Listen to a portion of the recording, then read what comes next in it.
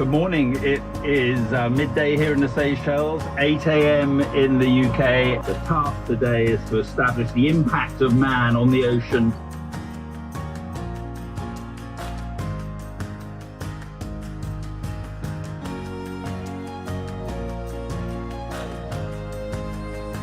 Thinking about your tuna sandwich later today, there is a very good chance that it will be a fish aggregation device that has been used.